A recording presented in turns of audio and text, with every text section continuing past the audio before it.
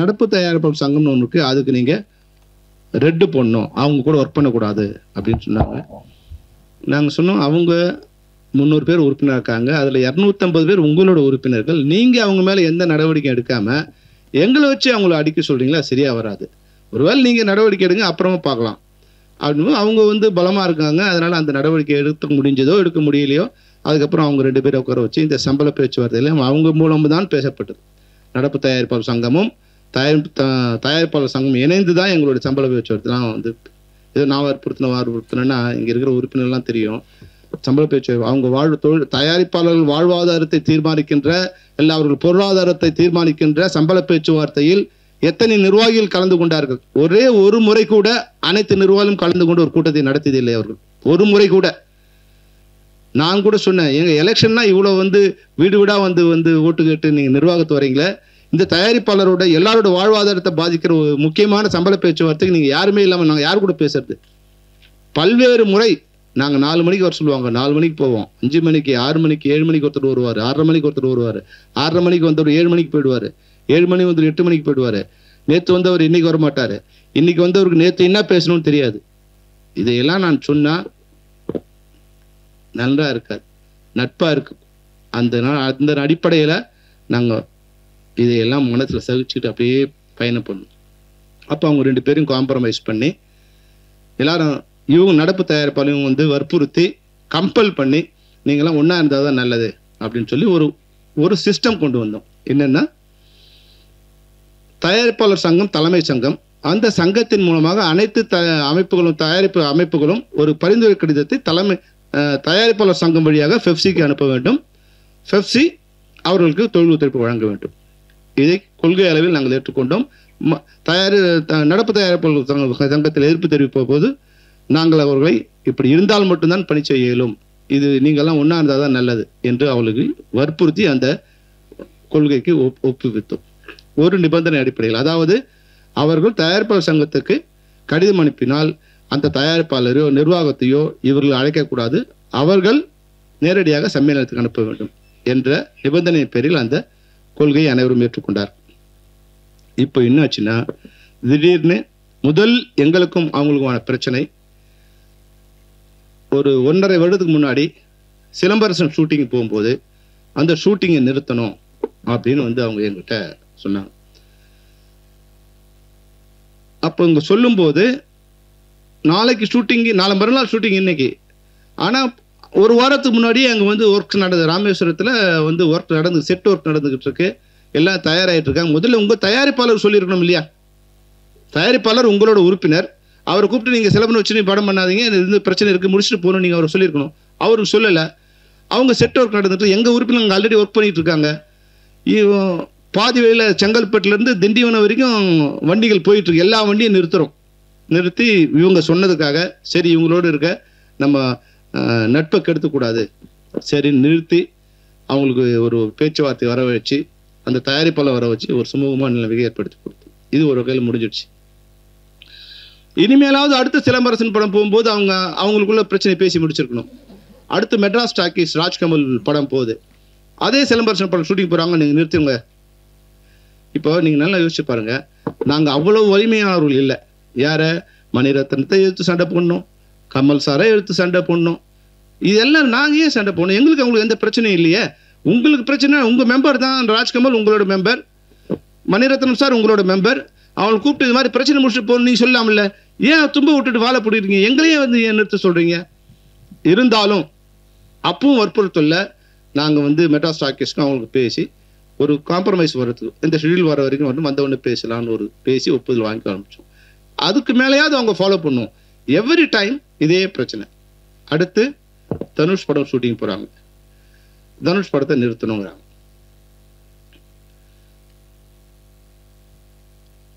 நீங்கள் நல்லா யோசிச்சு பாருங்க. முதல்ல ராஜ்கமல் ஆயிடுச்சு, மணிரத்னம் ஆயிடுச்சு, ஐஸ்வரி கணேஷ் ஆயிடுச்சு, இப்போ அடுத்து தனுஷ். சரி அவங்க சொல்கிறாங்களேன்னு ஸ்டாப் பண்ணும். ஸ்டாப் பண்ண உடனே தனுஷ் சார் அவங்க வினோத் அவங்க ஏன் நிறுத்துறீங்க? இந்த மாதிரி ப்ரொடியூசர் கவுன்சில். சரி ப்ரொடியூசர் கவுன்சில். அப்போ நடிகர் சங்கம் வந்தாங்க, எல்லாரும் பேசி என்ன பிரச்சனை? இல்லை எங்கள் செக்ரட்டரியாக இருக்கிறவர் 3 கோடி ரூபாய் அட்வான்ஸ் கொடுத்துட்ருக்காரு தனுஷுக்கு, அவர் படம் பண்ணல, அதை ரிட்டர்ன் பண்ண சொல்லணும். நடிகர் சங்க சார்பில் எஸ் நீங்கள் சொல்ல கரெக்டு தான், நாங்கள் ரிட்டர்ன் பண்ண சொல்கிறோம், உடனே ரிட்டர்ன் பண்ணுறோம். இல்லை 16 கோடி ரூபா ரிட்டர்ன் பண்ணணும். எப்படிங்க 3 கோடி தான் கொடுத்தீங்க, 16 கோடி எப்படிங்க? இல்லை, நாங்கள் வந்து 36% வட்டி, அது அடுத்த வருஷம் வட்டிக்கு வட்டி ஆகிடும், அதுக்கு அடுத்த வருஷம் வட்டிக்கு வட்டி ஆகிடும். எப்படி கணக்கு போட்டு பார்த்தீங்கன்னா 16 கோடி வருது. நான் வட்டி கட்டிட்டு இருக்கேன் ஆல்ரெடி, அதனால 16 கோடி கொடுக்குறேன். நாசர் கேட்டார், நம்ம என்ன வட்டிகரை நடத்துகிறோமா? நீங்கள் தயாரிப்பாளர், அட்வான்ஸ் கொடுத்தீங்க, அட்வான்ஸ் படம் பண்ணல, அவர் வந்து ஒரு குறிப்பிட்ட தொகை கேட்டிருக்காரு அட்வான்ஸு, இவங்க அட்வான்ஸ் கருவாக கொடுத்துருக்காரு, அதனால் நீங்கள் அட்வான்ஸே கொடுக்க முடியல, படம் பண்ணுறதுக்கு கஷ்டம், பண்ணது வாங்கிங்கன்னு உங்களுக்கு 2 மாதத்தில் சொல்லிட்டாரு. நீங்கள் அப்போயே வாங்கியிருக்கலாம்ல, அப்போ வாங்காமல் நீங்கள் செக்ரட்டரியாக இருக்கிறதால ஒரு அமைப்பு வச்சுட்டு நீங்கள் எங்களை மிரட்டுறீங்களா அப்படிங்கிற மாதிரிலாம் பெரிய வாக்குவாதம் நடந்தது. எனக்கு செல்வமணி, என்ன நீயும் இருந்துக்கிட்டு இந்த வேலையை பண்ணுற, இது ஒரு கட்ட பஞ்சாயத்து மாதிரி இல்லையா, எப்படி சரியாகும்? நான் சொன்னேன், சார் கொஞ்சம் அட்ஜஸ்ட் பண்ணிங்க சார், கவுன்சிலோட எங்களுக்கு ஒரு அக்ரிமெண்ட் இருக்குது, அதனால் அவங்க சொல்கிறத நாங்கள் கேட்க வேண்டிய நிலையில் இருக்கும், கொஞ்சம் அட்ஜஸ்ட் பண்ணிங்க. அப்புறம் எல்லாம் பேசி அந்த 3 கோடிக்கு 6 கோடி கொடுக்குறதா பேசி முடிச்சாங்க. அவங்க ஒத்துக்கல, மறுபடியும் 7 கோடி வரைக்கும் வந்தாங்க, அப்பவும் ஒத்துக்கல. இப்போ நானே வந்து தனுஷ் சார்கிட்ட நேரடியாக பேசினேன், அப்புறம் அந்த வினோத் அவரை வச்சு பேசி அது 8 கோடி ரூபா ஃபைனல். அப்போ தனுஷ் சொல்கிறார், அண்ணன் இந்த இதோட நீங்களாம் சொல்லிங்களேன்னு தான், இதுக்கு மேலேன்னா நாங்கள் கோர்ட்டில் பார்த்துக்கலாம், நீங்கள் தலையிடாதீங்க. நாங்களும் அதை சொல்லிட்டோம், சார் இதோட தான் எங்களால் பண்ண முடியும், இது மேலே பண்ண முடியாது. இல்லை நாங்கள் ஒத்துக்க முடியாது போக முடியாது. அப்போ நான் சொன்னேன், நீங்கள் செக்ரட்டரி, உங்கள் பணத்துக்கு மாதிரி இருக்குது, இது வரைக்கும் கொடுத்த அட்வான்ஸ் கொடுத்த தயாரிப்பாளரில் நீங்கள் யாருக்கு வாங்கி கொடுத்தீங்க? நீங்கள் எங்கே உட்காந்துட்டு நீங்கள் உங்கள் பணத்தை மட்டும் வட்டிக்கு வட்டி வாங்கி கொடுத்த தயாரிப்பாளர் மற்றவங்க வாங்கி கொடுக்கல இல்லையா? அதனால நீங்கள் அது மாதிரி பேசக்கூடாது சார். ஒரு செக்ரட்டரியாக இருக்கிறதால உங்களுக்கு நீங்கள் அட்வான்டேஜ் எடுத்த மாதிரிடும், அதுக்கு நாங்கள் ஒத்துழைச்சா எங்கள் பேர் கட்டு போயிடும். தயவுசெய்து இது ஒத்துக்குங்க, இல்லைனா நீங்கள் அப்புறம் ஜேஏசியில் வச்சு பேசி முடிச்சுங்க, இப்போ நாங்கள் ஷூட்டிங் நிறுத்த முடியாது அப்படின்னு சொல்லி அந்த ஷூட்டிங்கே போயிட்டோம். இங்கே ஒரு பிரச்சனை ஸ்டார்ட் ஆச்சு. 2வது பிரச்சனை இதே பிரச்சனை தான் மறுபடியும். ஏன்னா ஏதோ வந்து இவங்க பூசி மெழுகி எங்களை குற்றவாளி ஆக்குறாங்க. ஏதோ நாங்கள் ஒர்க் பண்ண வரலன்னு, எங்களுக்கு பணம் கொடுத்தா வேலை செய்ய போகிறோம், நாங்கள் என்ன வரமாட்டோம் சொல்றதுக்கு நாங்கள் என்ன இது லார்ட் லபக்தாஸா நாங்கள், இல்லை கோடி அம்பானியா, இல்லை இது நாங்கள் வேலைக்காரங்க, பணம் கொடுத்தா வரப்போம். 2வது பிரச்சனை விஜய் படம் ஷூட்டிங்கு. அவங்க வந்து இவங்க ஆகஸ்ட்ல அறிவிக்கிறாங்க, ஆகஸ்ட் 1ஆம் தேதி அறிவிக்கிறாங்க, நாங்கள் வந்து ஆகஸ்ட் 15லேருந்து புதிய படங்கள் ஆரம்பிக்கக்கூடாது, அக்டோபர்லேருந்து எந்த படம் ஆரம்பிக்கக்கூடாது, அதுக்குள்ளே மறுசீரமைப்புலாம் பேசி முடிக்கணும், எங்களுக்கு ரொம்ப கஷ்டமாக இருக்குது, எங்களால் படம் பண்ண முடியல, பட்ஜெட்டில் எல்லாம் இழுத்து விட்டுறீங்க, இதெல்லாம் சில கட்டுப்பாடெலாம் பேசிட்டு தான் போகணுன்னு வந்து all of a sudden without அவர் நாலேஜ் நடிகர் சங்கத்தை கேட்காம எங்களை கேட்காம அனௌன்ஸ் பண்ணிட்டாங்க.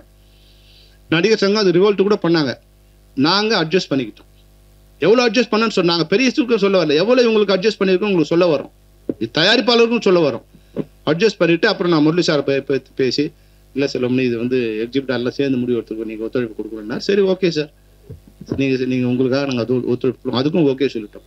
அப்போ வந்து இந்த பட தயாரிப்பாளர் அவங்க வந்து பெங்களூர் ப்ரொடியூசர்ஸ், அவங்க சேம்பரில் மெம்பராக இருக்காங்க, அதனால் அவங்க என்ன முடிவு பண்ணிட்டாங்க, ஹைதராபாத் ஷூட்டிங் ஷிஃப்ட் பண்ணிக்கலாம், அங்கே போனால் பிரச்சனை இல்லை அப்படின்னு முடிவு பண்ணிட்டாங்க. இப்போது இது மாதிரி இந்த படம் போச்சுன்னா, இந்த படத்தில் இது வரைக்கும் 2.5 லட்சம் தொழிலாளர்கள் ஒர்க் பண்ணியிருக்காங்க.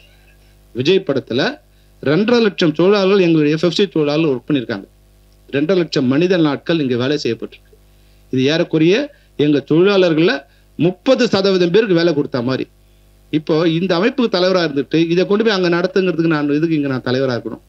நான் அவங்களுக்கு ஒரு அஷூரன்ஸ் கொடுத்தேன், சார் அக்டோபர் தான் அவங்க ஷூட்டிங்கு, இப்போ ஆகஸ்ட்டு, அதுக்குள்ளே பேசி முடிச்சிடலாம் சார், நீங்கள் இங்கே ஸ்டார்ட் பண்ணுங்கள், FFC ஸ்டுடியோவில் ஸ்டார்ட் பண்ணுங்கள், உங்களுக்கு என்ன வேலை நாங்கள் பண்ணுறோம், எங்களுக்கு வாடகை கூட வேணாம், நீங்கள் ஃப்ரீயாக பண்ணுங்கள், ஏன்னா நீங்கள் எங்களுக்கு பண்ணிங்கன்னா எங்கள் மெம்பருக்குலாம் வேலை கிடைக்கும், தயவுசெய்து பண்ணுங்கள், எதோ ஒன்றாலும் அட்ஜஸ்ட் பண்ணிக்கிறோன்னு சொல்லி அவங்கள்ட்ட தயாரிப்பாளர்கிட்ட, இயக்குநர்கிட்ட, ஆர்ட் டைரக்டர்கிட்ட, அது மாதிரி மேஸ்திரி ராமலிங்கம் அவர் மூலம் எல்லாம் முயற்சி பண்ணி அந்த ஷூட்டிங் கொண்டு வரும். இப்போ ஆகஸ்ட் ஆச்சு, செப்டம்பர் ஆச்சு, அக்டோபர் வரப்போகுது. இப்போது ஷூட்டிங்லாம் நிறுத்தி உட்காந்து இதை வேலை பண்ணுறோம் இல்லையா, இது என்ன எவ்வளோ இம்பார்ட்டன்ட் ஒர்க்கு, 3 மீட்டிங் போட்டிருக்காங்க sir. August September October, August September இந்த 45 நாளில் 3 மீட்டிங் தான் போட்டிருக்காங்க மறுசீரமைப்பு. அப்போ ஒரு வார் பீரியட்ல உடனே உட்காந்து பேசி முடிக்கணும் இல்லையா. நான் ஒரு மீட்டிங் இவங்களோட பேசி முடிச்சா எங்கள் யூனியனுக்கு வந்து நாங்கள் 1 வாரம் மீட்டிங் நடத்துவோம், எப்படியாவது சீக்கிரம் முடிக்கணும் அப்படின்னு டைரக்டரை கன்வின்ஸ் பண்ணி, கேமராமேனை கன்வின்ஸ் பண்ணி, ஆர்ட் டைரக்டரை பேசி அப்படி கொண்டு போய் அங்கே ரெடியாக போனால் அங்கே மீட்டிங் வரமாட்டாங்க. ஏன்னா அதை பற்றி எந்த நாலேஜும் இல்லை அவங்களுக்கு. அப்போ உங்களுக்கு வேறு வழி இல்லை. நான் சொன்னேன், சார் எங்களை நம்பி தான் FFC நம்பி தான் அங்கே வந்து ஒர்க் ஆரம்பிச்சிருக்காங்க, அவங்க ஹைதராபாத் போகிறதா இருந்தாங்க. நாங்கள் சொல்லியிருக்கோம், தயவுசெய்து எங்களுக்காக எனக்கு ஷூட்டிங் பெர்மிஷன் கொடுக்கணும் அப்படின்னு அவங்ககிட்ட கேட்டு கெஞ்சி அந்த ஷூட்டிங் அன்னைக்கு ஒருத்தர் நாங்கள் வந்து நீங்கள் ஒப்பந்தத்தை மீறிட்டீங்க, 1-to-1 கேன்சல் பண்ணுவோம். மறுபடியும் இப்போ கடைசியாக நடந்த பிரச்சனை இது. Suriya sir shooting, Dream Warriors தயாரிப்பாளர், அவர் வந்து நடப்பு தயாரிப்பாளர் சங்கத்தில் ஒரு பதவியில் இருக்கார். அதுக்குள்ளே இவங்களுக்கு அவங்களுக்கு பிரச்சனை வந்துச்சு, கொஞ்சம் ஏதோ மிஸ் அண்டர்ஸ்டாண்டிங் என்னன்னு தெரியல. இப்போ அதை எஸ்ஆர் பிரபு சொல்லிட்டாரு, இல்லை சார் நாங்கள் கடிதம் நாங்கள் அனுப்ப முடியாது, நாங்கள் நேராக அனுப்புகிறோம், நீங்கள் ஒர்க் பண்ணால் பண்ணுங்க, இல்லைன்னா விட்டுருங்க. இப்போ இவங்க கடிதம் இங்கே அனுப்பலைன்னா இந்த ஷூட்டிங் போனால் மறுபடியும் இவங்களோட நம்ம காலில் விழணும். அதனால் நான் வந்து அவளுக்கு கொஞ்சம் கடுமையாக பேசி எஸ்ஆர் பிரபுக்கு நடப்பு தயார் பேசி, சார் நீங்கள் த்ரூ கவுன்சில் லெட்டர் வரலன்னா நாங்கள் வந்து கோஆப்ரேட் பண்ண முடியாது, எந்த வாரம் இப்போ வச்சிங்க, நாங்கள் ஒத்துக்கிட்டோம், அந்த நீங்களும் ஒத்துக்கிட்டீங்க, நீங்கள் கடிதத்தை அனுப்புங்க அப்படின்னு சொல்லி அன்று இரவு 11 மணிக்கு நள்ளிரவு போய் அந்த கடிதம் வந்து தயாரிப்பாளர் சங்கத்தை சேர மாதிரி இந்த வேலை செஞ்சோம். முழு இரவு வைப்பேன். அதை மறுபடியும் 11:30 மணிக்குள்ள அவர் அன்னைக்கு தலைவர் ஊரில் இல்லை, முரளி ராமசாமி சாருக்கு நான் ஃபோன் மூலம், சார் இது மாதிரி லெட்டர் வந்துச்சு சார், எப்படி பண்ணலாம் சார், லெட்டர் வந்தால் சந்தோஷம் சொல்ல முடியும், ஒரு பிரச்சனை சும்மா தெரிஞ்சிச்சு, ரொம்ப நன்றி, கோ ஆன் அப்படின்னு சொல்லிட்டாரு. ஆனால் மறுநாள் இவங்க என்ன சொல்கிறாங்க, செக்ரட்டரிஸு எஸ்ஆர் பிரபு நேராக இங்கே வரணும், இல்லைன்னா கடிதம் அனுப்பக்கூடாது, பெப்சிக்கு வரல. இப்போ நம்ம நிலைமை பாருங்க, நாங்கள் சொல்லிட்டோம், லெட்டர் அனுப்பிச்சிட்டோம், நீங்கள் அனுப்பணுங்கிறது விதி, லெட்டர் அந்த தயாரிப்பில் அனுப்பிச்சு அனுப்பணுங்கிறது விதி, நீங்கள் அனுப்பலாம், நாங்கள் இனிமேல் அதை நாங்கள் ஃபாலோ பண்ண முடியாது, அதனால உங்களோட இதுவாக பண்ண மாதிரி ஆகிடும் அப்படின்னு சொல்லிட்டு சூர்யா படத்துக்கு நாங்கள் தொழில் ஒத்துழைப்பு வழங்கிட்டோம். அங்கே தான் அங்கே பிரச்சனை ஸ்டார்ட் ஆச்சு. நீங்கள் வந்து 1-to-1 கேன்சல் பண்ணுவோம், 1-to-1 கேன்சல் பண்ணுவோம். இப்போ ராதா பார்க்கில் ஒரு மீட்டிங் போடுறாங்க, அது அவங்களுக்குடைய கருத்து வேறுபாடு, தலைவருக்கும் செயலாளருக்கும் உள்ள கருத்து வேறுபாடு, அதுக்கு ஒரு மீட்டிங் போடுறாங்க. அந்த மீட்டிங் எப்படி போட்டுக்கணும், நீங்கள் தலைவர் மேலே நம்பிக்கையில்லா தீர்மானம் கொண்டு வர போகிறேன்னு ஆட்களை சேர்க்குறீங்க, அப்போ அப்படியே போட வேண்டியது தானே. பெப்சி நமக்கு ஒப்பந்தத்தை கடைபிடிக்கல, அதை எதிர்த்து ஒரு மீட்டிங். அப்போது இந்தியா பாகிஸ்தான் மாதிரி, இப்போ இந்தியா திட்டினா பாகிஸ்தான் ஜெயிக்கலாம், பாகிஸ்தான் திட்டினா இந்தியா ஜெயிக்கலாங்கிற மாதிரி பெப்சி திட்டினா ப்ரொடியூசர் கவுன்சில் இது பண்ண முடியும். இப்போ அதுக்கு எங்களுக்கு எதிராக ஒரு மீட்டிங்கை ராதா பார்க்கிங்கில் போட்டு கண்ணாபின்னான், பெப்சி இப்படி பண்ணிச்சு அப்படி பண்ணிச்சு, அவங்க நடப்பு தயாரிப்பாளர் அது பண்ணிச்சு இது பண்ணிச்சு, என்ன பண்ணோம், நடப்பு தயாரிப்பாளருக்கு உங்களுக்கு பண்ணது அவங்களுக்கு பண்ணோம் அப்படின்னு. அப்போ நாங்கள் ஒரு கடிதம் அனுப்பிச்சோம், அதாவது இனிமேல் உங்களோட ஒப்பந்தத்தில் நாங்கள் கையெழுத்துள்ள அனைத்து விதிகளையும் நாங்கள் பின்பற்றுவோம். 2 விதிகளை எங்களால் பின்பற்ற இயலாது. ஒன்று, நடப்பு தயாரிப்பாளர் அனைவருக்கும் எங்களுக்கு ஒத்துழைப்பு நிறுத்து என்றால் எங்களால் செய்ய இயலாது. யாராவது ஒருத்தர் 2 பேர் தப்புனாங்க, அது சொல்லுங்க, அதுக்கு பண்ணலாம், எல்லாருக்கும் நிறுத்த முடியாது. 2வது, உங்கள் அமைப்பில் உறுப்பினராக இல்லாத வேறு அமைப்பில், அது நடிகர் சங்கமோ பெப்சியோ யாரா இருந்தாலும் அவர்களுக்கு நீங்க ரெட்டு பண்ணோம்னா அனைத்து சங்கங்களும் பேசி உட்காந்து முடிவு பண்ண போது தான் அதை முடிவு எடுக்கணும். நீங்க தன்னிச்சையா முடிவு எடுத்தா நாங்க ஒத்துழைக்க முடியாது அப்படின்னு நாங்க. இப்போ இதுதான் பிரச்சனை. இப்போ இது நீங்க பண்ணலன்னா நாங்க வந்து உங்க கேன்சல் அக்ரிமெண்ட் கேன்சல் பண்ணுவோம். இது ஒரு பயமுறுத்தல். அதுக்கான இப்ப வேலையை ஆரம்பிக்கிறது. அதுக்கு நாங்க தயார். இப்போதும் தமிழ் திரைப்பட தயாரிப்பாளர் சங்கத்துக்கும் சங்கத்தின் நிர்வாகிகளுக்கும் சங்கத்தில் உள்ள அனைத்து உறுப்பினர்களுக்கும் பெப்சியின் சார்பிலும் சம்மேளனத்தின் சார்பிலும் என்னுடைய சார்பிலும் நாங்கள் ஏதாவது தவறு செய்ததா இருந்தால் அந்த தவறை சுட்டி காட்டினால் திருத்திக் கொள்ள நான் தயார், நாங்கள் தயார். இப்போதும் நாங்கள் தயார். எந்த நிபந்தனையும் இல்லாமல் நாங்கள் அந்த தவறை திருத்திக் கொள்ள நாங்கள் தயார். ஆனால் இந்த 2 விஷயங்களை அடிப்படையாக வைத்து நீங்கள் எங்களை மிரட்டவோ இல்லை பெப்சியை அடியால் மாதிரி பயன்படுத்தணும், அவங்க ஷூட்டிங் நிறுத்து இவங்க ஷூட்டிங் நிறுத்து அப்படிங்கிறத இனிமேல் நாங்கள் பண்ண முடியாது. இதை தவிர அனைத்து ஒப்பந்தங்களும் நிறைவேற்ற நாங்கள் தயாராக இருக்கோம். ஆனால் உங்கள் தயாரிப்பாளர் சங்கத்தில் உறுப்பினராக உள்ள அனைவர்களுக்கும் நிர்வாகிகளுக்கும் நாங்கள் சொல்லிடுறோம், நாங்கள் எந்த பேச்சுவார்த்தைக்கும் தயார். ஆனால் எங்களை மிரட்டுறதுக்கு நீங்கள் வந்து எங்களை அழிப்பதற்கு நீங்கள் ஒரு படையை உருவாக்குறீங்கன்னா நீங்கள் அந்த அப்ளிகேஷனை 7ஆம் தேதி இஷ்யூ பண்ணீங்கன்னா 8ஆம் தேதியிலிருந்து தமிழ் திரைப்பட தயாரிப்பாளர் சங்க உறுப்பினர்களோடு நாங்கள் பணிபுரிய மாட்டோம். நாங்கள் பணிபுரிய மாட்டோம். 7ஆம் தேதி நீங்கள் அப்ளிகேஷன் கொடுத்தீங்கன்னா, இன்னைக்கு ஒருவேளை சேம்பரில் சொல்லிட்டாங்க எங்கள் அட்ரஸ் யூஸ் பண்ணக்கூடாது சொன்னாங்க, நீங்கள் ஒருவேளை அவங்கள கன்வின்ஸ் பண்ணி யூஸ் பண்ணீங்களோ இல்லை வெளியே கொடுக்குறீங்களோ உள்ளே கொடுக்குறீங்களோ, நீங்கள் ஒரு அப்ளிகேஷன் கொடுத்தாலும் 8ஆம் தேதியிலேருந்து production, post production, pre production எந்த வேலையும் நாங்கள் செய்ய மாட்டோம். நீங்கள் உங்கள் ஆளுங்களே வச்சு பண்ணீங்க, நாங்கள் தடுக்கவும் மாட்டோம். நீங்கள் தனியாக இப்போ டைரக்டர் கூப்பிட்டுக்கிறீங்க, கேமராமேனை கூப்பிட்டுக்கிறீங்க, கார் டைரக்டர் கூப்பிட்டுக்கிறீங்க, எல்லாம் கூப்பிட்டு நீங்கள் பண்ணீங்க. நாங்கள் எதுவும் நாங்கள் வரல, எங்களை விட்டுடுங்க. எங்களை யார் நம்பி வராங்களோ. ஆனால் தயாரிப்பாளர் சங்கம் தப்பாக எடுத்திருக்காங்க, எங்கள் படம் ஷூட்டிங்கில் இருக்குது அப்படின்னு தயாரிப்பு நிறுவனம் அது சங்கத்தில் உறுப்பினராக இருக்கவங்க எங்களுக்கு ஒரு கடிதம் கொடுத்தா, இது போல் பெப்சி தொழிலாளர் வைத்து நாங்கள் வேலை செய்கிறோம், எங்களுக்கு ஒத்துழைப்பு கொடுங்கள், நீங்கள் ஒரு கடிதம் கொடுத்தா நிச்சயமாக அவர்களுக்கு நாங்கள் பணிபுரிவோம். நாங்கள் அடமெண்ட்டாக நாங்கள் இருக்கணும், அவங்களுக்கும் நாங்கள் பணிபுரிவோம். எந்த தயாரிப்பாளருக்கும் எதிரானது அல்ல பெப்சி, எதிரானது அல்ல நாங்கள். தயாரிப்பாளர் வாழ்ந்தாதான் நாங்கள் வாழ முடியுங்கிறது எங்களுக்கு நல்லா தெரியும். அதனால தயவு செய்து எங்களுடைய இந்த இறுதி கோரிக்கை, இதை மீறி ஏதாவது நடந்தால் நாங்கள் தமிழக அரசிடம் முறையிடுவோம். 25,000 தொழிலாளர் குடும்பங்கள், 1,00,000 பேர் இல்லை 1,50,000 பேர் நேரடியாக இந்த தொழிலை நம்பி வாழ்ந்து கொண்டிருக்கிறோம். ஏதோ ஒருத்தர் 2 பேர் அவங்களுடைய சுய காழ்ப்புணர்ச்சிக்காக அவங்க எங்களுடைய அடியால் வேலை செய்ய வைக்க நாங்கள் மறுத்ததால் உங்கள் பலிகடை ஆக்கினாங்கன்னா நிச்சயமாக நாங்கள் அனைவரும் முறையிடுவோம். எங்களை தமிழக அரசும் அமைச்சர்களும் எங்களை காப்பாற்ற வேண்டும். நாங்கள் துணை முதல்வர் அவர்களையும் துணை முதல்வர்களையும் சந்திப்பதற்கு ஏற்கனவே நேரம் கேட்டு கடிதம் கொடுத்துள்ளோம். இந்த பட்ஜெட் செஷன் நடந்துள்ளதாக, அது முடிந்தவுடன் சந்திக்கலாம் என்று தெரிவித்துள்ளார்கள். முடிந்தவுடன் எங்களுடைய பிரச்சனையை நேரடியாக அரசிடம் முறையிடுவோம். இப்போதும் நான் தமிழ் திரைப்பட தயாரிப்பாளர் சங்கத்துக்கு சொல்லிக்கொள்வது, எங்கள் பக்கத்தில் என்னுடைய தவறு எந்த தவறு இருந்தாலும் அந்த தவறை திருத்திக் கொள்ள நாங்கள் தயாராக இருக்கின்றோம். எதற்கும் நாங்கள் தயார், சண்டைக்கும் நாங்கள் தயார், சமாதானத்துக்கும் நாங்கள் தயார். முடிவை நீங்கள் தான் சொல்ல வேண்டும். நன்றி, வணக்கம்.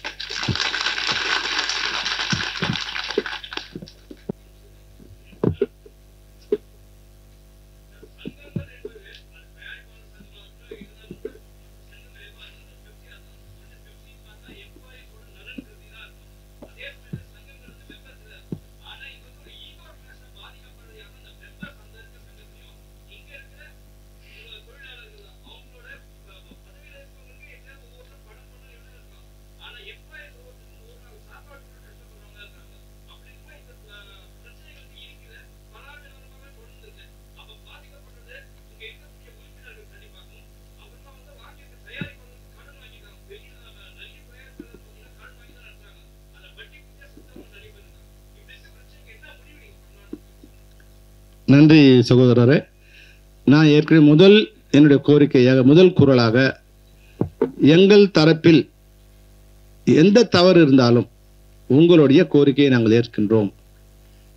ஏனென்றால் நான் முதலில் சொல்லியது போல 25,000 தொழிலாளர்கள் இந்த அமைப்பை நம்பி இருக்கிறார்கள். என்னுடைய ஈகோ இங்கே பெரிதல்ல. ஒருவேளை நான் மன்னிப்பு கேட்கணும், தப்பு சொல்ல முடியும், நீங்கள் பண்ண தப்பு, சாரி சார், என்ன தப்பு பண்ண சொல்லுங்க, தப்புன்னா ஐம் சாரி டெஃபினட். பட் வேற விஷயத்தை உள்ளுக்குள்ள எங்களை நீங்க அடியால் வேலை பண்றதுக்கு மட்டும் பயன்படுத்தாதீங்க. இனிமே அதுக்கு நாங்கள் தயார். ஏன்னா இப்போ இது மாதிரி நாங்கள் பண்ணதுக்காக நடிகர் சங்கம் எங்களை கண்டிச்சு ஒரு அறிக்கை கொடுத்தாங்க, நீங்க அதிகாரம் மையமா செயல்படுறீங்க, நீங்க ஏதோ எல்லாரோட பெரிய ஆள் மாதிரி செயல்படுறீங்கன்னு. இந்த சண்டை யாருக்குமானது? தயாரிப்பாளருக்கும் நடிகர்களுக்குமானது. அப்போ தயாரிப்பாளர் சங்கம் எங்களுக்கு பேக் பண்ணியிருந்தாங்கன்னா, இல்லை இது நாங்கள் தான் நிறுத்திருக்கோம், அவங்க நிறுத்தலன்னு சொல்லணும் இல்லையா? அப்போ நீங்கள் அமைதியாக இருந்தால் என்ன அர்த்தம்? இப்போ நடிகர் சங்கம் எங்களோட பல்லாண்டுகளாக ஒரு நெருக்கமான நட்போடு இருக்கும். இன்னைக்கு அந்த நட்பில் கொஞ்சம் விரிசல் வந்திருக்கு. ஏன்னா அவங்க சொல்கிறாங்க, நீங்கள் இஷ்டத்துக்கு அவங்க சொன்னால் நிறுத்துறீங்க, ஏன் நீங்கள் அவங்க சொல்கிற கேட்குறீங்க, எங்களை கேட்டு பண்ணுங்கிறாங்க. இவங்க என்ன சொல்கிறாங்க, அவங்கள கூப்பிடாதீங்க. நாங்கள் சொன்னோம் சார், நடிகர் சங்கத்தை கூப்பிட்டு பேசலாம் சார், நடிகர் சங்கத்தை கூப்பிட்டு பேசலாம், இல்லை வேண்டாம் நம்மளே முடிவு பண்ணிக்கலாம். இதனால யாரும் இப்போ நாங்கள் தான் சொல்கிறோம் இல்லைங்களா சார், நாங்கள் என்ன சொல்லணும்னு சொல்லுங்கள், அவங்க என்ன பண்ண சொல்கிறான்னு சொல்லுங்கள், இல்லை நீங்களே கேட்டு சொல்லுங்கள். எங்கள் உறுப்பினர் பாதிக்கக்கூடாது, அதுபோல் தயாரிப்பாளரும் பாதிக்கக்கூடாதுங்கிறதுல நாங்கள் ரொம்ப பல்வேறு சலுகைகள் நாங்கள் கொடுத்துருக்கோம் சார். பல்வேறு சலுகைகள் 6 கோடி கீழே ஒரு படம் தயாரிப்பாளர் படம் பண்ணுறாங்கன்னா என்னென்ன மாதிரி சலுகைலாம் அவங்களுக்கு கொடுத்துருக்கோம். அவங்க இந்த சலுகைலாம் இருக்குன்னு அவங்க மெம்பருக்கே அவங்க சொல்கிறது இல்லை. இன்றைக்கி 1.5 மாதம் ஆச்சு எங்களுக்கு இடம் கவர்மெண்ட் அலாட் பண்ணி. இந்த 30-40 நாட்களில் நாங்கள் 20 கூட்டம் நடத்தியிருக்கோம். நாங்கள் ஆஃபீஸ் பேரர்ஸு, இசி மீட்டிங்கு, ஜென்ரல் பாடி, ஒரு சங்கத்திலும் இந்த உடனே எப்படி இந்த இது கட்டணும், ஏற்கனவே மிஸ் பண்ணிட்டோம், இப்போ மிஸ் பண்ணக்கூடாதுன்னு. அப்போ அதுக்கு சின்ன சின்ன பிரச்சனை இருக்குது. உடனே அது இப்போ சொசைட்டி அரசு கவர்மெண்ட்டோட கண்ட்ரோலில் இருக்குது. அதனோட எக்ஸிக்யூட்டிவ் ஆஃபீஸரை மீட் பண்ணுறோம். அடுத்து ரிஜிஸ்ட்ரார் டெப்டி ரிஜிஸ்ட்ராரை மீட் பண்ணுறோம். அதுக்கப்புறமா ரிஜிஸ்ட்ராரை மீட் பண்ணுறோம். அவர் இந்த விதியில் இது போல் பிரச்சனை இருக்கிறதால கொஞ்சம் வீடு கட்டுறதுல இந்த சிரமங்கள் இருக்குன்னு சொன்னார். உடனே நாங்கள் மினிஸ்டர் அன்றைக்கி முத்துசாமி சார் அன்றைக்கி மீட் பண்ணுறோம். அவர் செக்ரட்டரி வர சொல்கிறார், இது எப்படி சரி பண்ணலாம். அப்போ இந்த மாதிரி நீங்கள் ஒரு வேண்டுகோள் கொடுங்க, நம்ம இந்த விதியை திருத்தி கொடுத்தா உங்களுக்கு சரியாக இருக்கும். இதுக்கு 20 மீட்டிங் போட்டிருக்கோம். ஆனால் நீங்கள் அந்த கவர்மெண்ட் ஆர்டரை கூட ஒன்றும் கையில் வாங்கலை தயாரிப்பாளர் சங்கம். இதுதான் நீங்கள் உங்கள் உறுப்பினருக்கு பண்ணுற நன்மை. முதல்ல உங்கள் உறுப்பினருக்கு நீங்கள் என்ன நன்மை பண்ணுறீங்க? சும்மா நீலி கண்ணீர் வடிக்காதுங்க. எங்கால பார்த்து நாங்கள் நீலி கண்ணீர் வடிக்கலாம் சொல்லாதீங்க. எங்கள் உறுப்பினருக்கு நாங்கள் 100% வேலை செஞ்சிட்ருக்கோம். 100% வேலை செஞ்சிட்ருக்கோம்.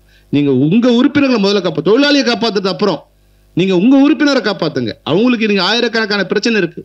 ஒரு தயாரிப்பாளருக்கும் ஆயிரக்கணக்கான பிரச்சனை இருக்கு. செத்து அவங்க வாழ்ந்துகிட்டு இருக்காங்க தயாரிப்பாளர்கள். உங்கள் உறுப்பினர்களை முதல்ல நீங்கள் காப்பாற்றுங்க. எங்களை காப்பாற்றுவது அப்புறம். உங்ககிட்ட 3000 கோபி சொன்னார் இல்லையா, உங்ககிட்ட 3000 பேர் உறுப்பினர் இருக்காங்க. அந்த உறுப்பினரை நீங்கள் காப்பாற்றுங்கள். அதுக்கு பிறகு எங்களை காப்பாற்றுங்க. எங்களை காப்பாற்றுறது எங்களுக்கு தெரியும்.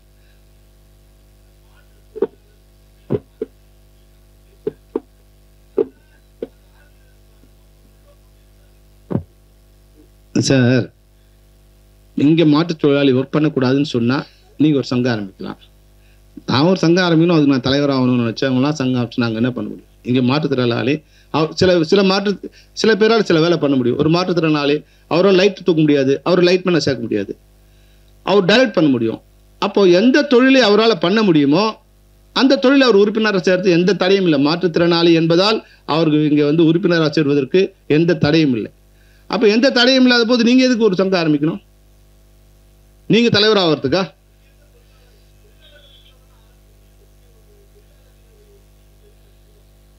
இங்கே எப்படி போவாங்க சார்?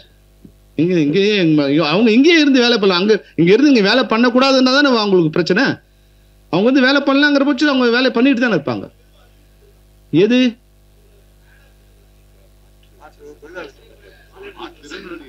மாற்றுத்திறனாளி இல்லையே, மாற்றுத் தொழிலாளர்கள். அது மன்னிக்கணும், மாற்றுத் தொழிலாளர்கள். இங்கே ஏற்கனவே தொழிலாளி இருக்காங்க. இருக்கிற 25,000 பேருக்கு வேலை இல்லை. 25,000 பேரில் நாங்கள் 15,000 பேர் தான் எனக்கு வேலை கிடைக்கும் ஒரு நாளைக்கு. அடுத்த நாள் இன்னொரு 15,000 பேர் ஒர்க் பண்ணணும். ரவுண்ட் த கிளாக் 25,000 பேர் ஒர்க் பண்ண முடியாது. இப்போ ஒரு வேலை இங்கே ஆள் இல்லை அப்படின்னா நீங்கள் வேலை எடுக்கலாம். இப்போ அவங்க மட்டும் சம்பளம் கொடுங்க வேலை பார்க்க போகிறீங்களா? உங்களுக்கு ஒரு அடிமையை தேடுறீங்க. நீங்கள் வேலைக்கு தொழிலாளியை தேடல, ஒரு அடிமையே இல்லை அடியாளை தேடுறீங்க. அதெல்லாம் இப்போ சரியாக வராது.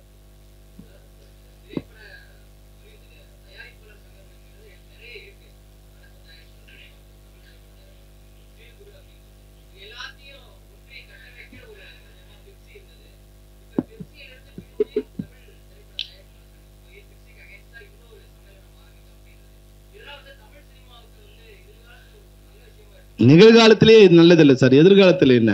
நிகழ்காலத்திலே இது மோசமான செயல். இப்போ அவங்க தான் 7ஆ பிரிஞ்சு சீரழிகிறாங்க. எங்களையும் பிரிக்கணும்.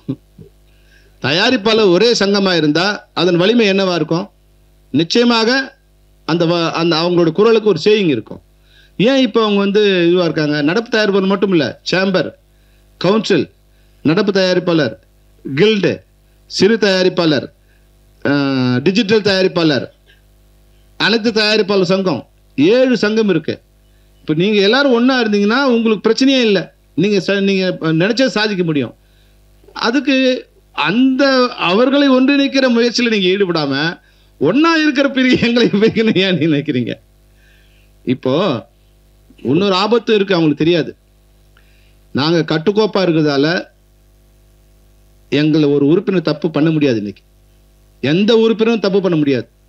உடனே அந்த சங்கம் சம்மேளனம் அழைச்சி அவங்களை அதுக்குண்டான நீதியை நாங்கள் கொடுத்துருவோம்.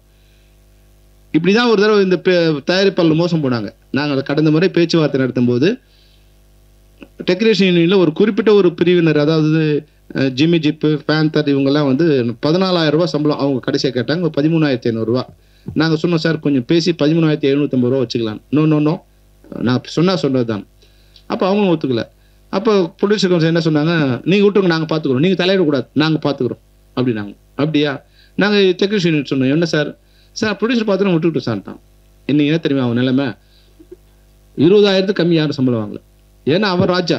ஒருத்தன் 20,000, ஒருத்தன் 21,000, ஒருத்தன் 30,000, ஒருத்தன் 40,000, ஒருத்தன் 50,000. இப்போ இவங்க யாருக்கு அவங்க கேட்டு சார் நீங்கள் அவங்க கண்ட்ரோல் பண்ணக்கூடாதுன்னு சொல்லிட்டாங்க இல்லைங்களா? என்னோட திறமையை கேட்ப நான் சம்பளம் வாங்கிப்பேன், நீங்கள் தலையிடாதீங்கிறான். இதை கெடுத்தது யாரு? நீங்கள் அன்றைக்கி ஒரு சுமூகம் அன்றைக்கி உங்கள் கண்ட்ரோலுக்குள்ளே கொண்டு வந்திருந்தீங்கன்னா இன்றைக்கி ஒரே அமைப்பாக இருக்கும். நாளைக்கு அவங்கவுங்க ஒரு சம்பளம் கேட்பாங்க.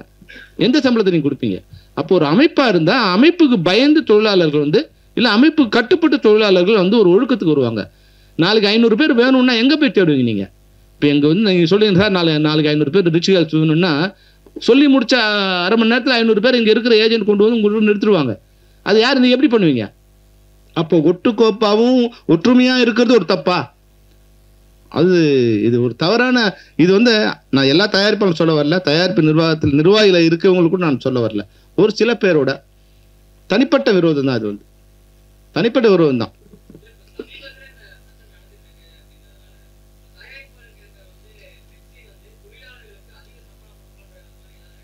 இப்போ ரெக்குயர்மெண்ட் வருது, இப்போ ரெக்குயர்மெண்ட் வரப்போகுது. இப்போ இந்த மார்ச் 31 முடியுது, நீங்கள் வந்து 1ஆம் தேதி சம்பள பேச்சுவார்த்தை நடத்தணும்னு சொல்லும்போது இந்த பிரச்சனை. நாங்கள் அது கூட சொன்னோம், இந்த நாங்கள் 100 வருஷமாக இருக்கோம், 3 வருஷமான சம்பளம் ஏறிட்டு இருக்கு. அது வேறு, எங்களுக்கு சம்பளம் இல்லைன்னா கூட பரவாயில்ல, எங்களுக்கு பிஎஃப் இஎஸ்ஐ வேணும், நாங்கள் வந்து ஒரு எம்ப்ளாயாக அங்கீகாரம் பெறணும், எங்களுக்கு ஒரு 14% சம்பளம் இது பண்ணி கொடுங்க, எங்களுக்கு பிஎஃப் இஎஸ்ஐக்கு மட்டும் கொடுங்க, யாருக்கெல்லாம் இருக்கோ அவங்களுக்கு கொடுங்க அப்படின்னு கூட நாங்கள் சொன்னோம். இதை வந்து பேச சொல்லி காலம் கட்டிகிட்டே வந்து இப்போ வந்து அதுக்கு சண்டைக்கு போட்டாங்க, இனிமேல் உங்களோட கிடையாது அப்படின்ட்டாங்க. இப்போ நடப்பு தயாரிப்பு செயல்படுறதுல நாங்கள் பேசி அவங்களை கன்வின்ஸ் பண்ணி ஓகேன்னு. இப்போ எங்கள் மேலே வந்து பரிதாபம் காமிக்கிறோம். என்ன பண்ணணும்? அவங்க 15% கொடுக்குறேன்னு ஒத்துக்கிட்டா நீங்கள் என்ன பண்ணணும்? நாங்களும் கொடுக்குறோன்னு சொல்லணும். அவங்களுக்கு ஃபோன் பண்ணி, இது வரைக்கும் உங்களுக்கு சண்டை இல்லை, அவனை வாழவே விடக்கூடாது சொன்னவன், இன்னைக்கு நீங்கள் அவங்களுக்கு ஃபோன் பண்ணுறீங்க. ஃபோன் பண்ணி சார் நீங்கள் ஒத்துக்காதீங்க, அது பிரச்சனை, இதுக்கு நீங்கள் ஒத்துக்கிட்டு நாங்களும் கொடுக்கணும். எவ்வளோ நல்ல எண்ணம் பார். இந்த நல்ல மனிதர்கள் தான் இவங்க தொழிலாளர் சம்மேளனத்தை ஆரம்பிக்க போகிறாங்க. எங்களுக்கு 100 வருஷமா நாங்கள் கூலிக்காரற மாதிரி ரோட்ல நின்றுட்டு இருக்கோம். நாங்கள் ஒரு எம்ப்ளாயா கன்வெர்ட் ஆகி எங்களுக்கு பிஎஃப் இஎஸ்ஐ வந்து எங்களுக்கு ஒரு நல்ல விஷயம். இப்போ ஒரு செய்தியில் ஒருத்தர் அனௌன்ஸ் பண்ணார் இல்லையா, ஒரு ஜூனியர் ஆர்டிஸ்ட் அவங்க ஒய்ஃபுக்கு வந்து 2 கிட்னி வேலை செய்யல. ராமச்சந்திரா போனால் வந்து 12 லட்ச ரூபா ஃபீஸ் சொல்கிறாங்க. அவர் வந்தார் எங்கிட்ட, சார் ஏதாவது ஹெல்ப் பண்ணுங்க. நான் சொன்னேன் 12,000 20,000 பண்ணலாம்ப்பா, 12 லட்சம் நாங்கள் எப்படி பண்ணுறது? அப்புறம் பேசும்போது அவர் இஎஸ்ஐ மெம்பராக இருக்காருன்னு தெரிஞ்சுது. அப்புறம் ஒன்று யூஎஸ்ஏக்கு வந்து டெப்டி டைரக்டருக்கு நாங்கள் ஃபோன் பண்ணி இது மாதிரி இருக்குது, என்ன பண்ணலாம்னா ஒரு 10 லட்சத்துக்கு மேலே போச்சுன்னா நாங்கள் ஒரு எலிஜிபிலிட்டி சர்டிஃபிகேட் கொடுக்குறோம். அப்புறம் லெட்டர் கொடுக்க சொன்னார், ஃபெஃப்சிலேருந்து லெட்டர் கொடுத்தோம். அந்த லெட்டரின் அடிப்படையில் அந்த உறுப்பினருக்கு வந்து அவங்க இன்னைக்கு ஃப்ரீயாக தமிழ்நாட்டில் இருக்க அப்போலோலம் பண்ணலாம், ராமச்சந்திரன் எந்த அலுவலகத்திலும் ஃப்ரீயாக வந்து ஹாஸ்பிட்டலில் அவங்க இப்போ அந்த கிட்னி டிரான்ஸ்ஃபர் டோனர் இருந்தால் பண்ணிடலாம். இப்போ அடுத்த வாரம் அவங்களுக்கு இந்த ஆப்ரேஷன் நடக்க போகுது. அப்போது இது போன்ற ஒரு பாதுகாப்பு எங்கள் எல்லா மெம்பரும் கிடைக்கும் இல்லையா? அவங்க வேற வகையில் எப்படி அவங்க இஎஸ்ஐ மெம்பராக இருந்ததால் அவங்களுக்கு கிடைச்சது. நாங்கள் இஎஸ்ஐ மெம்பராக இருந்தால் எங்களுக்கு இந்த பாதுகாப்பு இருக்கு இல்லையா? இந்த நீங்களும் எங்களுக்கு இன்சூரன்ஸ் கொடுக்க மாட்டீங்க. நேற்று ஒரு அம்மா இறந்துட்டாங்க, நீங்கள் என்ன பண்ண போறீங்க? அவங்களோட நல்ல வேலை, அவங்க வந்து ஒரு பெரிய கம்பெனியில் ஒர்க் பண்ணும்போது இறந்தாங்க. அந்த கம்பெனி கொஞ்சம் பணம் கொடுக்கும். இந்தியன் கம்பெனியில் ஒர்க் பண்ணதால தான் அவனுக்கு 1 கோடி ரூபாய் கிடச்சிது. கும்பகோணத்தில் ஒரு ஷூட்டிங்கில் 6 பேர் செத்தாங்க. அந்த பாடியை கொண்டு வரது கூட ஆம்புலன்ஸ் பணம் கொடுக்கக்கூடிய நிலையில தயாரிப்பாளர் இல்லை. அவங்களை யார் காப்பாற்றுறது? யார் காப்பாற்று? அவங்கள வந்து அந்தந்த யூனியன் பணம் செலவு பண்ணி ஆம்புலன்ஸ் வச்சு கொண்டு வந்து பாடியை வந்து ஆம்புலன்ஸ் வச்சு கொண்டு வந்தாங்க. அடிப்பட்டவங்களை கொண்டு எஸ்ஆர்எம்லாம், அன்றைக்கி எஸ்ஆர்எம்க்கு எங்களுக்கு ஒரு அண்டர்ஸ்டாண்டிங் இருந்தது, கொண்டு வந்து ஃப்ரீயாக நாங்கள் மெடிசன் அவங்களுக்கு ஹெல்ப் பண்ணோம். இப்போ இது மாதிரி எங்கே போய் நாங்கள் நிற்கிறது? அப்போ அரசாங்கமே எங்களுக்கு அந்த உதவியை இலவசமாக பண்ண வரும்போது நீ அந்த உதவி கூட பண்ண விடாமல் நீங்கள் தடுத்தீங்கன்னா உங்கள் நல்ல எண்ணம் என்ன? இவ்வளோ நாள் அவங்க கிட்ட வேலை செஞ்சுருக்கோம், உங்கள் எண்ணம் தான் என்ன? அதிகாரம் பண்ணணும். நாங்கள் சங்கத்தை இருக்கோம், என் கீழே எல்லாரும் இருக்கணும். இதுக்காக வந்து இதுக்கு வந்து நம்ம படம் ப்ரொடியூஸ் பண்ண வந்தோமா, அதிகாரம் பண்ண வந்தோமா?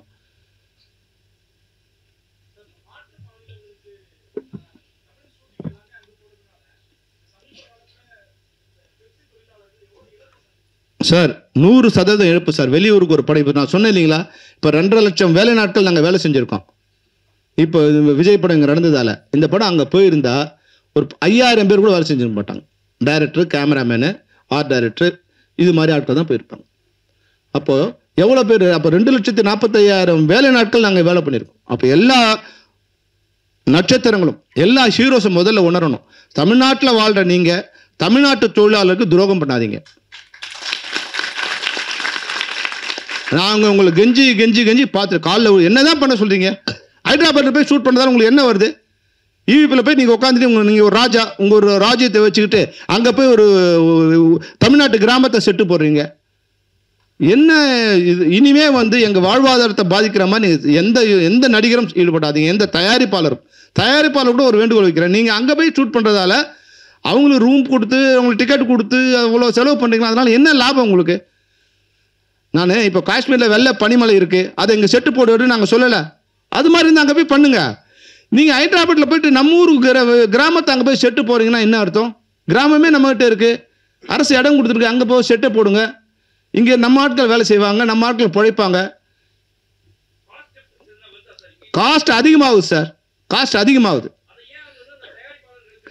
தயாரிப்பாளர்கள் கண்ட்ரோலில் இருந்திருந்தாங்கன்னு நல்லா இருந்திருக்கும் சார் சினிமா.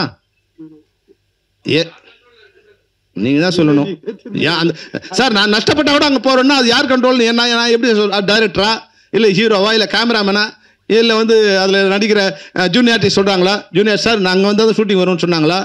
அது யார் கண்ட்ரோல் பண்ண நீங்கள் தான் சொல்லுங்கள். நாங்கள் எப்படி சொல்ல முடியும் சார்? அரசு எப்படி சார் சொந்த மாநிலத்தில் உள்ள தொழிலாளர்களுக்கு விரோதமாக எந்த அரசாக செயல்படுமா சார்? அதில் அரசு இல்லை, சும்மா இவங்க தான் சொல்லிக்கலாம். அரசுக்கு எந்த விதமான சம்மந்தம்? அரசு வந்து இன்னொரு இன்ஸ்ட்ரக்ஷன் கொடுக்கணும், நம்ம ஊரில் ஷூட் பண்ணணும்னு சொல்லணும் அவங்கள. நான் அரசாங்கத்துக்கு இப்போ கேள்வி நாங்கள் வந்து நிச்சயமாக கோரிக்கை வைப்போம். தமிழ்நாட்டு படங்கள் unless otherwise it is necessary. இப்போ வைசாக் பீச் வேணும் போங்க, கோல்கொண்டா ஃபோர்ட் வேணும் ஹைதராபாத் போங்க, காஷ்மீரில் பனிமலை வேணும் நீங்கள் காஷ்மீர் போங்க. நீங்கள் தேனியை போய் அங்கே போய் செட்டு போடாதீங்க. இங்கே இரு ஐயனார் சாமியை போய் அங்கே போய் செட்டு போடாதீங்க. அங்கே 2000 பேர் வச்சுட்டு நீ இருக்கும்போது இங்கே படம் பார்க்குறோம் வயிறு எப்படி எரியும்? இங்கே தான் படம் பார்க்குறான், அங்கேயே பார்க்குறான். அந்த தொழிலாளிங்க பார்த்தான்னா அவன் வயிறு எரியாது? நம்மளை வந்து பட்டினி போட்டுட்டு இவங்களாம் இப்படி பண்ணுறாங்களேன்னு அவங்க கவலைப்பட மாட்டான்? அந்த சாபம் உங்களை பாதிக்காது?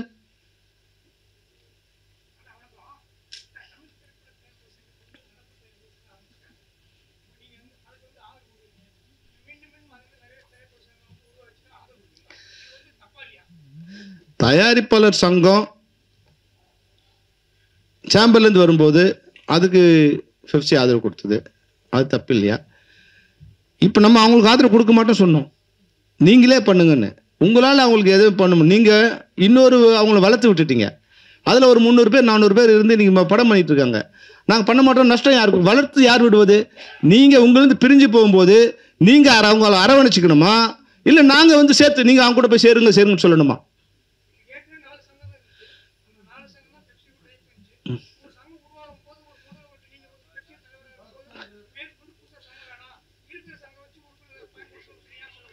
ஏன் சார் அது இது என் வேலையா?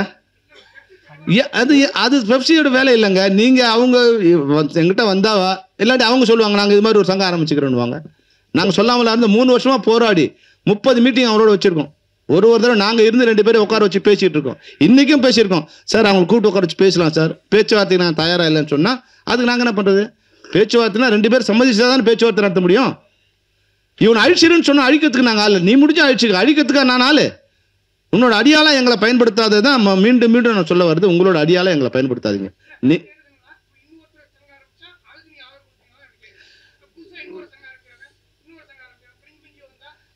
சார் சங்கங்களை ஆரம்பிக்கிறத பற்றி இனிமேல் அவங்கவுங்க வேலை சார், அது எங்கள் வேலை இல்லை, அது எங்கள் வேலை இல்லை.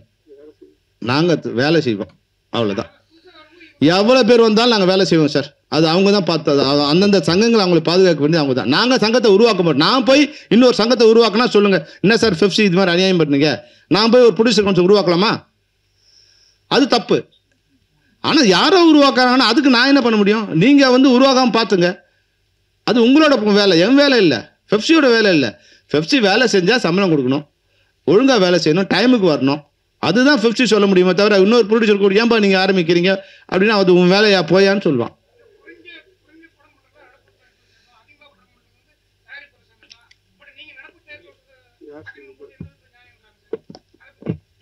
ஒரு நான் டீட்டெயில் கொடுக்குறேன், யார் யார் எங்கெங்கே பண்ணணும் அது நாங்கள் அந்த இப்போ இதே கோரிக்கையை இன்னொருத்தர் வச்சாங்கன்னா ஒத்துக்க முடியாது. ஏன்னா அவங்க ஒரு படம் 2 படம் பண்ணுறவங்களா இருப்பாங்க. இன்னைக்கு நடக்கும்போது மெஜாரிட்டியான படங்கள் இங்கேருந்து தான் வருது. இதில் இப்போ அதனோட துணைத் தலைவர் இங்கே உறுப்பினராக இருக்கார், நிர்வாகத்தில் இருக்கார். அந்த சங்கம் ஒன்று அங்கேருந்து வா, இல்லை நடவடிக்கை எடுக்கணும், இல்லை அதை விட்டுட்டு என்ன கேட்டிங்கன்னா உங்கள் தயாரிப்பாளர் சங்கத்தில் துணைத் தலைவர் அவர் அங்கே மெம்பர் வந்து படம் எடுக்கிறாரு, எப்படி நீங்கள் அவர் துணைத் தலைவர் வச்சுக்கிட்டீங்க? அவர் வந்து பணம் கொடுத்தாரு, உங்களுக்கு வந்து இன்சூரன்ஸ் பணம் கட்ட கொடுத்தாருன்னு விட்டுட்டீங்களா? இல்லை நாங்கள் அவர் போய் நீங்கள் அவர் போய் சேர நாங்கள் சொல்லணுமா, நீங்கள் சொல்லணுமா, நாங்கள் சொல்லணுமா? 250 பேர் அங்கே நண்பர்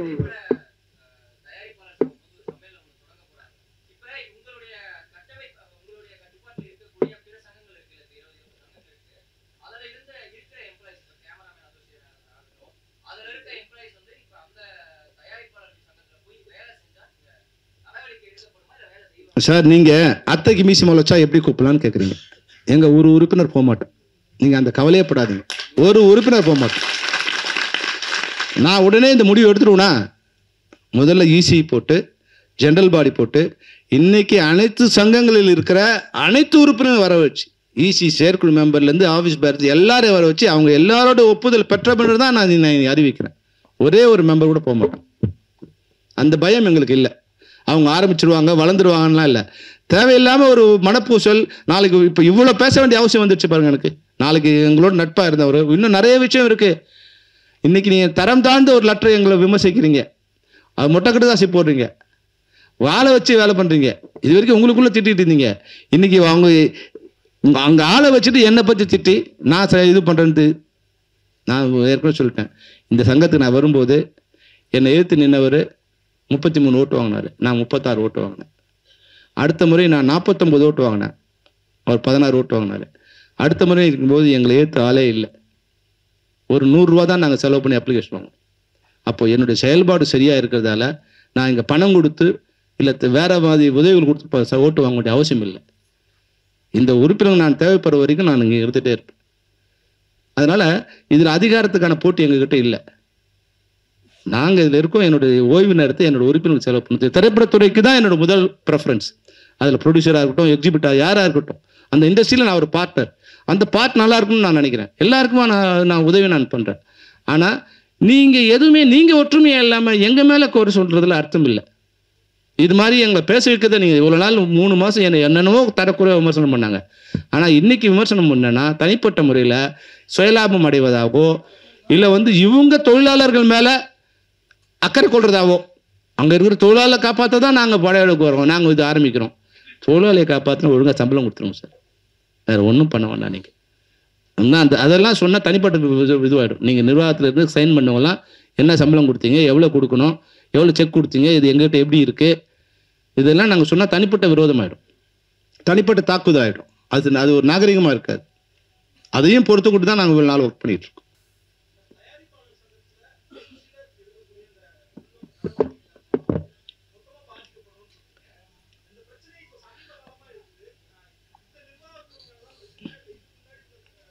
சார் இது வரைக்கும் இருந்தவங்களோட எங்களுக்கு எந்த பிரச்சனையும் இல்லை சார். எல்லா பிரச்சனையும் நாங்கள் சுமூகமாக தான் முடிச்சிருக்கோம். எவ்வளோ பிரச்சனை வந்திருக்கு சார், எவ்வளோ பிரச்சனை வந்திருக்கு. ஒரு சிலர் நான் தனிப்பட்ட முறையில் யாரும் சொல்ல வரல, அவங்களுக்குள்ள ஒரு ஒருங்கிணைப்பு இல்லை சார். தலைவர், செயலாளர், துணைத் தலைவர், இணைச் செயலாளர், செயற்குழு உறுப்பினர்களுக்கு ஒரு ஒருங்கிணைப்பு இல்லை. அப்போ தங்களுக்குள்ள கருத்து மோதலில் அது இப்படி ஆயிடுது. அப்படிதான் நான் உணர்றேன். அது தவிர வேற ஒன்றும் அதில் இருக்க மாதிரி தெரியல. இப்போ இந்த நிர்வாகத்தில் வரும்போது தான் எனக்கு இந்த பிரச்சனை இல்லை சார். பெப்சியை எதிரியாக காமிச்சா அங்கே ஜெயிக்கலாம் சார். பெப்சியோட வேலை செய்ய மாட்டோம், உடனே 100 பேர் கை தட்டுவாங்க. அப்போ நான் தலைவன் ஆயிடுவேன். அவ்வளோதான். அதை தவிர வேற எதுவும் கிடையாது. எங்களை எதிர்ப்பதால் அங்கே கொஞ்சம் பேரில் கொஞ்சம் நிறைய பேருக்கு அது ஒரு இது இருக்கும், ஒரு உணர்ச்சி கிளம்பும். இனிமேல் அவங்களோட இது நம்ம அடிமைத்தனத்து நம்ம இல்லை, நம்மளே நம்ம ஒர்க் பண்ணிக்கலாம். யாரு கூட ஒரு நாள் ஒர்க் பண்ணலாம், யாரு கூட ஒர்க் பண்ணுவேன் நம்ம சொல்லிட்டோம். நீ சொல்லி 3 மாதம் ஆச்சு, 3 மாதம் கடிதம் அமைச்சிக்கிட்டு இருக்கீங்க. இதே செயலாளர் கையெழுத்து போட்டு எங்கள் உறுப்பினருக்கு நீங்கள் சிறு பட்ஜெட்டுக்கு நீங்கள் இது அலாட் பண்ணுங்கன்னு கையெழுத்து போட்டு போன வாரம் கூட அனுப்புறீங்க.